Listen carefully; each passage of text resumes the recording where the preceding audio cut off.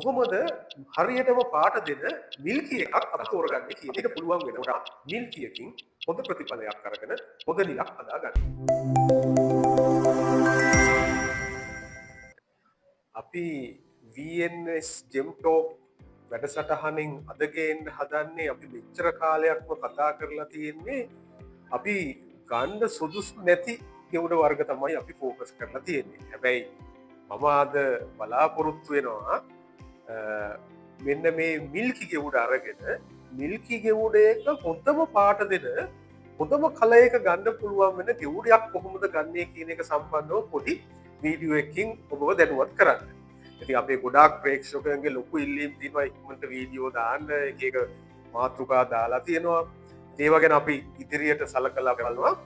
ඉතින් මම අද ගේන්න හදන්නේ කොහොමද හරියටම පාට දෙන මිල්කි එකක් අපි තෝරගන්නේ කියන එක. එතකොට අපි මිල්කි ගැන මේ අනිත් වීඩියෝ වලින් බලන්න පුළුවන්. මිල්කි කියලා කියන්නේ ටයිටේනියම් ඩයොක්සයිඩ්.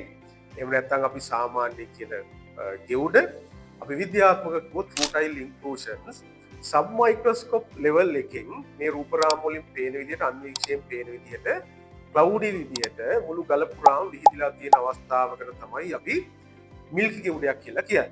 එතකොට මෙන්න මේ මිල්කි ගෙවුඩයක් ගත්තාම මොන වගේ මිල්කි ගෙවුඩයක්ද පාට එන්නේ කියලා බැලුවහම අපි බලන්න ඕනේ මිල්කි ගෙවුඩයක් ගත්තාම තොරවල් කියන සංසිද්ධිය නැති. හරි? තොරවල් කියලා ගත්තාම යෙලෝ තොරවල් තියෙනවා, ගෙවුඩ තොරවල් තියෙනවා. එතකොට ඒවා නැති. ඊට අමතරව කහට කියන එක ගලේ නැති. ඊළඟට කෝවංගු මික්ස් නැති. හරි? ඊළඟට යෙලෝ බොඩි නැති. හරි? ඊළඟට සිංකෝවංගු වගේ තියෙන ඒවා මික්ස් වෙලා නැති. අපි අර කියලා තියෙන ගණ්ඩ නුසුදුසුයි කියන ඒ වර්ග නැති ගල පුරාම ඒකාකාරීව ව්‍යාප්ත වෙච්ච මිල්කියක්.